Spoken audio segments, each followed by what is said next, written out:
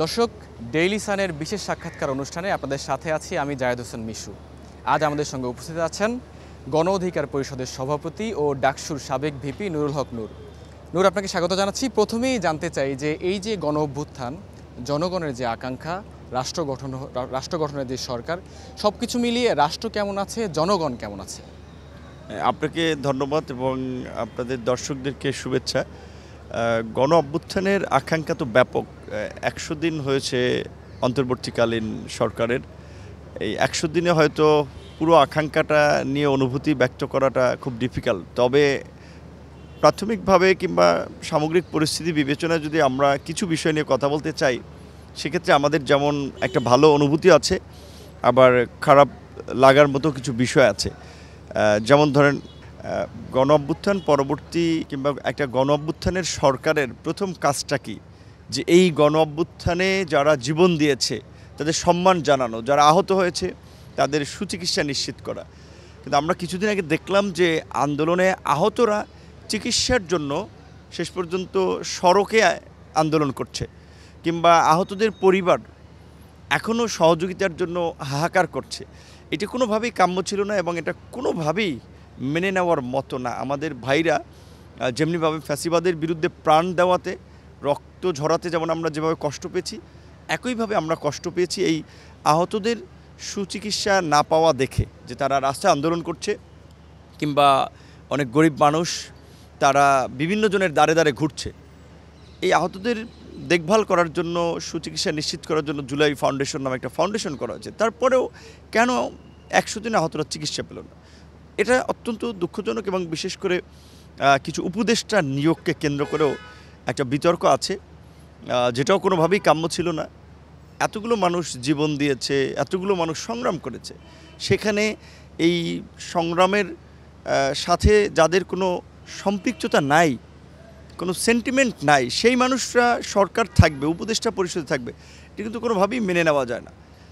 বিশেষ করে আপনি যদি দেখেন যে তিউনিসিয়াতে যে আপনার সেখানে যে জেসমিন বিপ্লব বা সেখানকার যে রেভলিউশন ছিল, সেখানকার জায়গা থেকে আমরা দেখেছিলাম যে অভ্যুত্থান পরবর্তী সেখানেও কিন্তু এই ধরনের সমস্যা হয়েছিল, যে অভ্যুত্থানের পরে কিছু বিশেষ করে সমাজের যারা অভ্যুত্থানকে শক্তি ছিল, সেটা বামপন্থী, ডানপন্থী, তা ধর্মীয় জনগোষ্ঠী, তাদের মধ্যে একটা বিভেদ তৈরি হয়েছিল।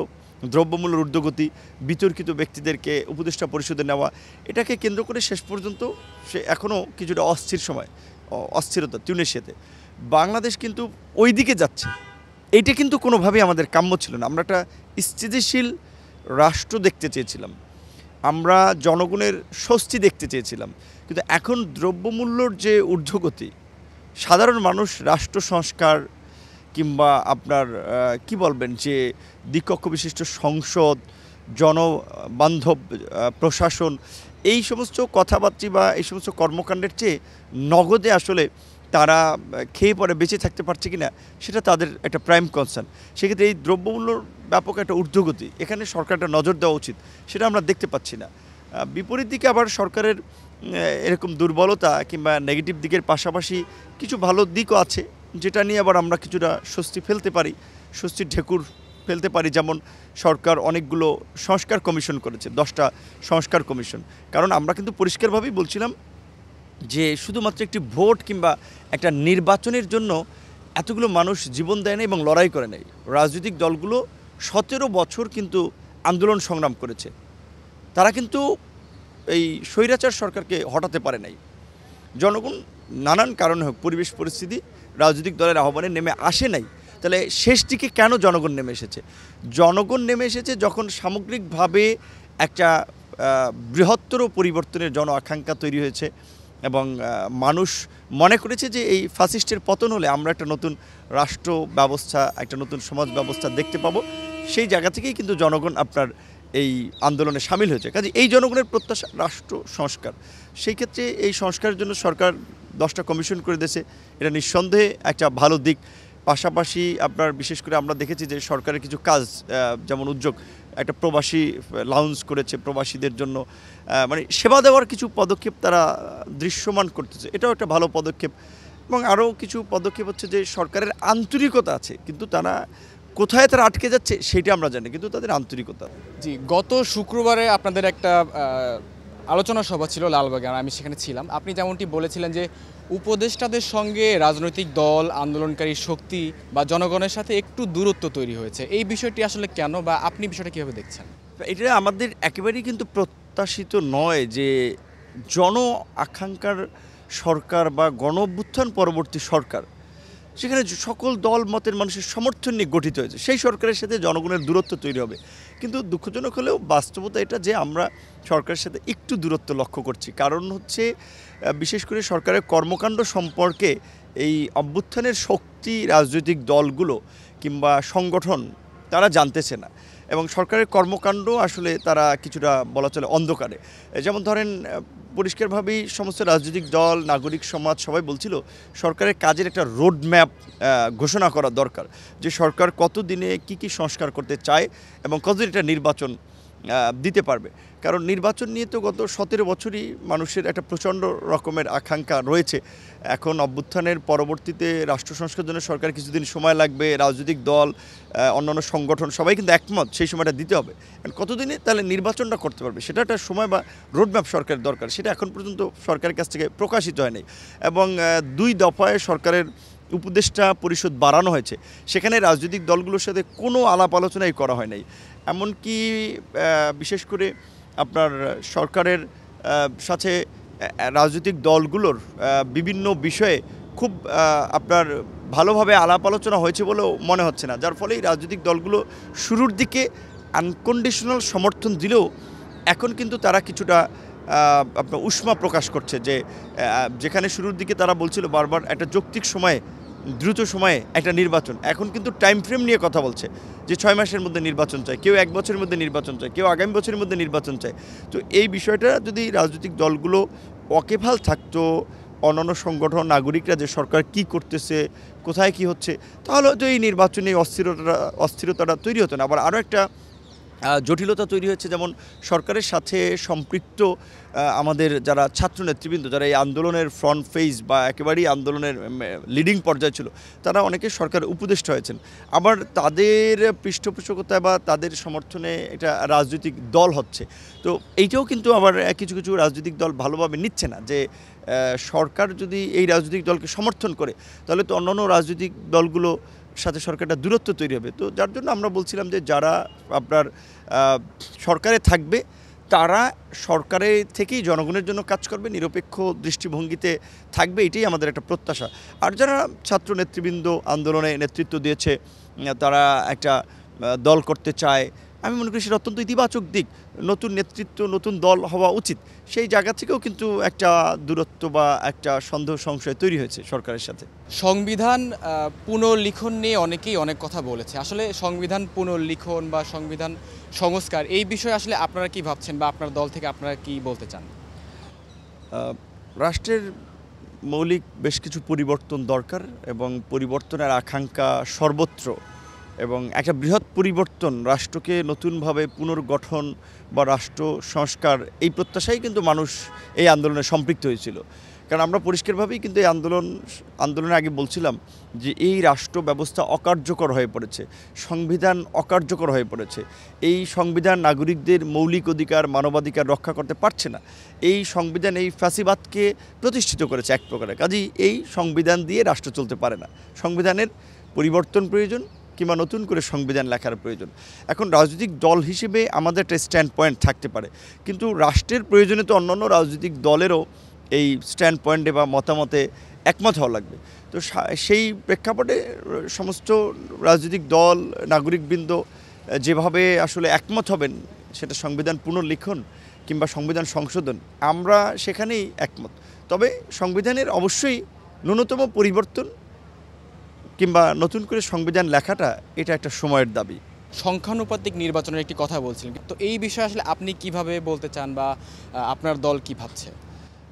আমাদের হচ্ছে কিছু রাজনৈতিক দল যারা আমরা একসাথে যুগপৎ আন্দোলন করেছিলাম, তাদের অনেক দল অনেক আগে থেকেই আপনার দ্বিকক্ষ বিশিষ্ট সংসদ কিংবা আনুপাতিক নির্বাচনের বিষয় নিয়ে কথা বলে আসছে। বিশেষ করে আপনার আমাদের দল যখন 2021 সালে প্রতিষ্ঠিত হয়, সেই সময় কিন্তু আমাদের গঠনতন্ত্রে আমরা এই আপনার আমাদের কর্মসূচিতে, আমাদের ২১ দফা কর্মসূচিতে আমরা একটা ভারসাম্যপূর্ণ সংসদের জন্য প্রধানমন্ত্রী এবং রাষ্ট্রপতির ক্ষমতার ভারসাম্য আনয়ন বা ব্যালেন্স করা এবং আনুপাতিক নির্বাচন, দ্বিকক্ষ বিশিষ্ট সংসদ, এই কথাগুলো আমরা বলেছি। এখন যেহেতু এটা পরিবর্তন হয়েছে, কাজে আমাদের দলীয় পজিশন তো সেটাই থাকবে। তবে এটা ঠিক যে বেশিরভাগ রাজনৈতিক দল এই আনুপাতিক হারে নির্বাচনের পক্ষে থাকলেও আবার দু একটি দল, বিশেষ করে বড় দু একটি দলও এটার পক্ষে না। সেক্ষেত্রে তাদেরও নানান ধরনের যুক্তি এবং ব্যাখ্যা আছে। তবে আমরা মনে করি যে রাজনৈতিক দলগুলো ক্ষমতায় গিয়ে যেভাবে দানব হয়ে ওঠে এবং স্বৈরাচারী হয়ে ওঠে, এইখানে তাদের ক্ষমতাটা রাশ টেনে ধরার ব্যবস্থা থাকা দরকার। তো আনুপাতিক হারে নির্বাচন হলে তো সব দলের প্রতিনিধি সংসদে থাকবে এবং যারা সরকার গঠন করবে এককভাবে কেউ সরকার গঠন করতে স্বাভাবিকভাবে খুব বেশি পারবে না, যার ফলে একটা ভারসাম্যপূর্ণ সংসদ হবে এবং ওই এককভাবে ক্ষমতার অপব্যবহার করে বা অপপ্রয়োগ করে এই যে দানবীয় হয়ে ওঠা, সেটা হয়ে উঠতে পারবে না এবং স্বৈরাচার হয়ে ওঠা, সেটা হয়ে উঠতে পারবে না। এই কারণে আমরা এটার পক্ষে আছি। আমরা এখন পর্যন্ত কোনো রাজনৈতিক দলের সাথে নির্বাচনী জোট করি নাই। আমরা পরিষ্কারভাবেই ২০২১ সালে আমাদের ঘোষণার রাজনৈতিক দলের ঘোষণার সময় বলেছিলাম যে বাংলাদেশের যে দুর্বৃত্তায়িত অপরাজনীতি যুগ যুগ ধরে চলে আসছে, এই রাজনীতির পরিবর্তন দরকার। রাজনীতিতে নতুন মেরুকরণ দরকার, নতুন নেতৃত্ব এবং নতুন রাজনীতি দরকার। বিশেষ করে এই অভ্যুত্থানের পরে সেটি কিন্তু জোরে সোরে মানুষের কাছ থেকে আসছে যে একটা নতুন নেতৃত্ব, নতুন রাজনীতির প্রয়োজন। বিশেষ করে রাজনৈতিক দলগুলোতে তরুণরা সবসময় উপেক্ষিত থেকেছে, তরুণদেরকে ব্যবহার করা হয়েছে আন্দোলন সংগ্রামে, কিন্তু নেতৃত্বের ক্ষেত্রে দেখা যায় ওই একেবারেই বলা চলে আপনার অবসরপ্রাপ্ত আমলা কিংবা দীর্ঘদিন রাজনীতি করে আপনার শেষ বয়স এসেছে তাকেই বেছে নেয় এমপি, মন্ত্রী, বিভিন্ন জেলার সভাপতি, বিভিন্ন দায়িত্বের ক্ষেত্রে। তো সেক্ষেত্রে আমরা এই তারুণ্যের রাজনৈতিক দল হিসেবে আমরা তরুণদের ক্ষমতায়ন করতে চাই, রাজনীতিতে তরুণদের জন্য জায়গা তৈরি করতে চাই এবং তরুণদের নেতৃত্ব বিস্তার করতে চাই। যার জন্য আমরা ঘোষণা দিয়েছি যে আমরা আগামী নির্বাচনে আমাদের যে দলীয় প্রতীক গণ অধিকার পরিষদের যে ট্রাক মার্কা, সেই ট্রাক মার্কায় ৩০০ আসনই আমরা নির্বাচন করব এবং সেই প্রস্তুতি চলছে। এবং একইভাবে আমরা এটাও পরিষ্কার করেছি যে এখন গণ অধিকার পরিষদ একটা নতুন দল, কাজেই ৩০০ প্রার্থী তাহলে কি এই দলের লোকই হবে?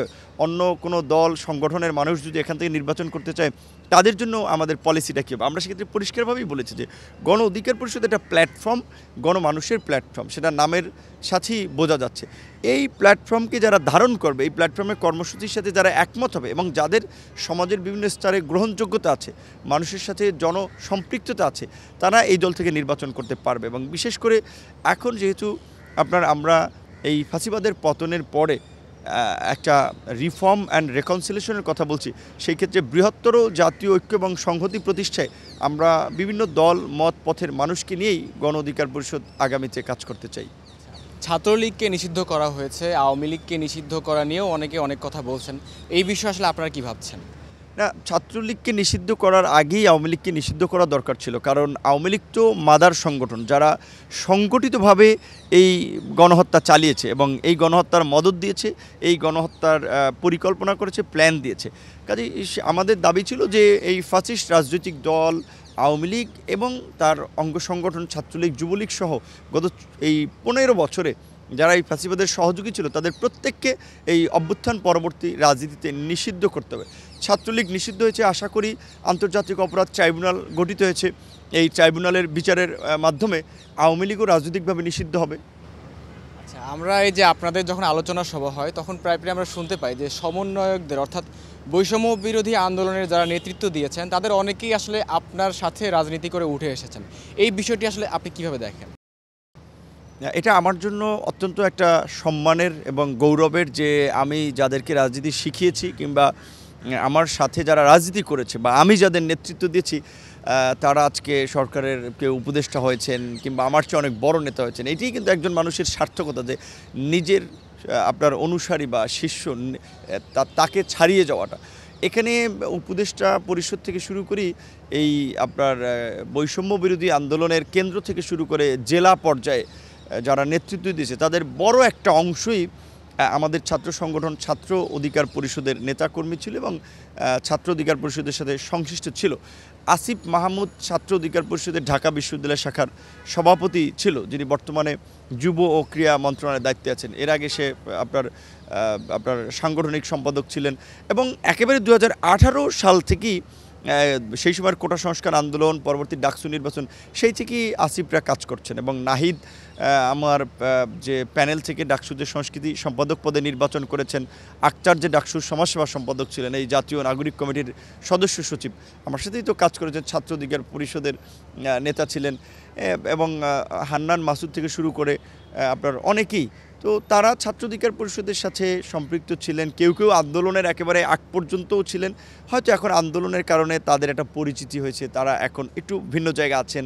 আবার কেউ কেউ, যেটা রাজনীতিতে কিংবা যে কোনো পেশায় মানুষ তো দেখা যায় একটু সময় গেলে একটা পেশাও পরিবর্তন করে। অনেকে চাকরির চিন্তা করে রাজনীতি একটু ইস্তফা দিয়েছিল, কিন্তু দেখা যায় এই পরিস্থিতিতে তারা সকলেই নিজেদের মধ্যে সমন্বয়ের মাধ্যমে এবং অন্যান্য ছাত্র সংগঠনের সাথেও আলাপ আলোচনা সমন্বয়ের মাধ্যমে এই কোটা সংস্কার আন্দোলন থেকে রাষ্ট্র সংস্কারের জন্য ফ্যাসিবাদের পতন ঘটানোর এই গণ আন্দোলন তৈরি করতে পেরেছে বা এই গণ আন্দোলনের নেতৃত্ব দিয়েছে। এটা তাদের জন্য একটা সম্মানের, মর্যাদার, একই সাথে তারা যেহেতু আমার ফেলো ছিল, সেই জায়গা থেকে আমার জন্য একটা ভালো লাগার বিষয়। 100 দিন পার হয়ে গেল এই অন্তর্বর্তীকালীন সরকার গঠন হয়েছে। আসলে কি হওয়া দরকার ছিল বা কি হয়নি, এই বিষয়ে আসলে আপনি কি ভাবছেন? আমি মনে করি যে অন্তর্বর্তীকালীন সরকারের 100 দিনে বিশেষ করে সরকারের প্রথমেই কাজটা হওয়া উচিত ছিল আহতদের সুচিকিৎসা দেওয়া এবং যারা নিহত হয়েছে তাদের পরিবারকে আর্থিক ক্ষতিপূরণ দেওয়া। নিহতদের ক্ষতিপূরণ কিংবা আহতদের সুচিকিৎসা কোনোটাই এখন পর্যন্ত পরিপূর্ণ হয়নি। এটা খুবই একটা মানে বাজে ঘটনা এবং দৃষ্টান্ত। এবং বিশেষ করে এর পাশাপাশি যারা এই আন্দোলনে নেতৃত্ব দিয়েছিল, আমাদের প্রত্যাশা ছিল যে তাদের সমন্বয়ে সরকারটা হবে, মানে আন্দোলনকারীদের অংশীজনদেরকে নিয়ে একটা অন্তর্ভুক্তিমূলক অন্তর্বর্তীকালীন সরকার হবে।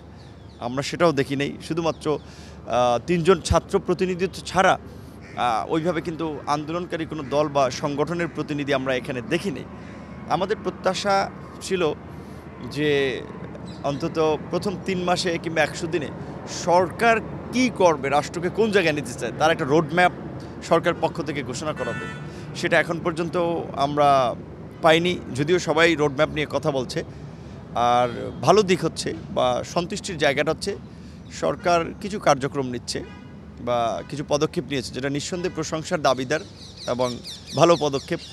রাষ্ট্র সংস্কারের জন্য জন আকাঙ্ক্ষাকে প্রাধান্য দিয়ে 10টি কমিশন করে দিয়েছেন, তারা মাঠে কাজ করছেন।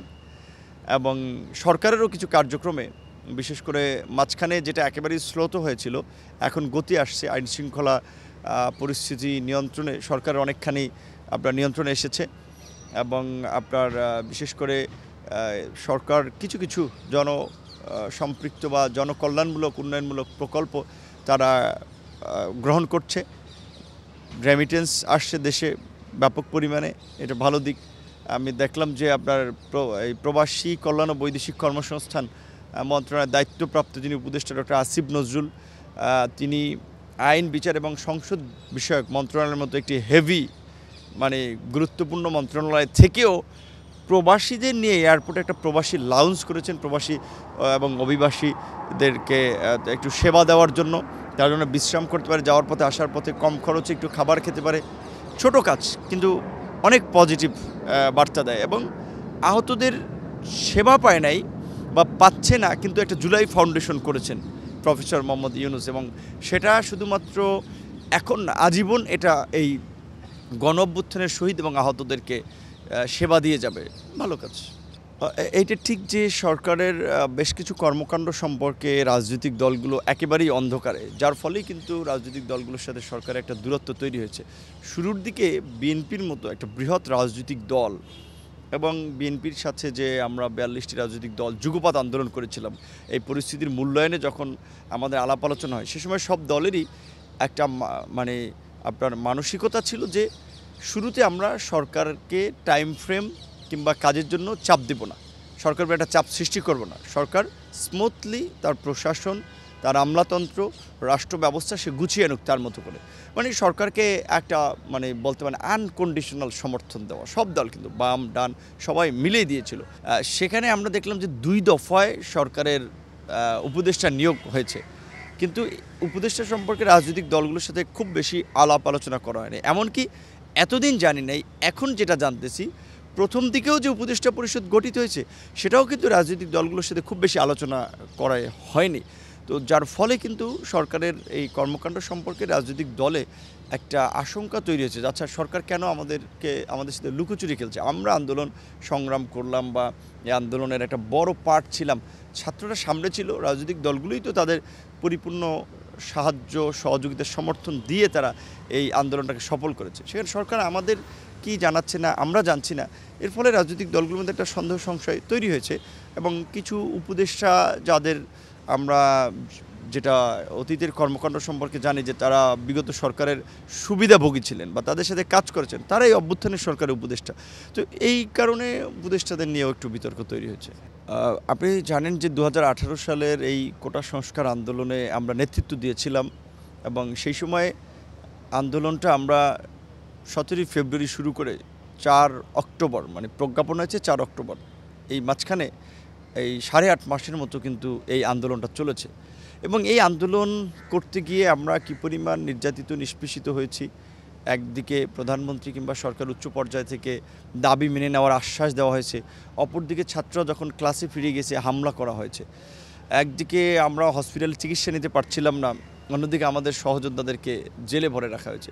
কিন্তু একটা নির্মম নিষ্ঠুরতা সেই সময় আমরা কিন্তু মোকাবেলা করেছিলাম, যার ফলেই কিন্তু আমরা 2019 সালে ডাকসু নির্বাচনে ছাত্রদের একটা ব্যাপক সমর্থন আমরা পাই।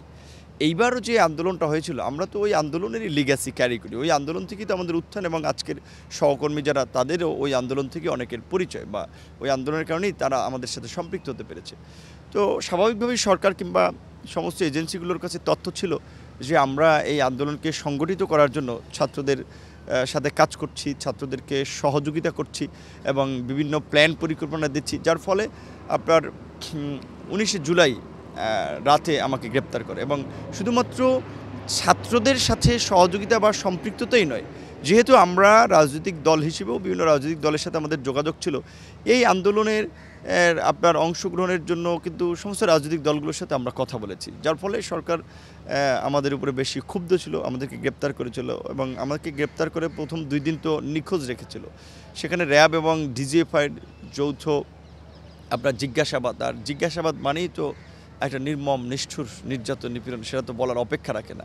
এমনকি ডিবি কার্যালয়ে চোখ বেঁধে ঝুলিয়ে কীভাবে নির্মম নিষ্ঠুর নির্যাতন করেছে সেই চিত্রগুলো তো আপনারা সে সময় গণমাধ্যমে দেখেছেন। কিন্তু তারপরেও কিন্তু আমরা আপোষ করি নাই বা আমরা হার মানি নাই, বরঞ্চ এই রিমান্ড থেকেও কারাগারে তোলার পথেও কিন্তু মানুষকে ইন্সপায়ার করার জন্য পরিষ্কারভাবেই কিন্তু বলেছিলাম যে সরকার শেষ, 90% সরকারের শেষ, আর 10% ধাক্কা দিন, রাস্তায় নামুন।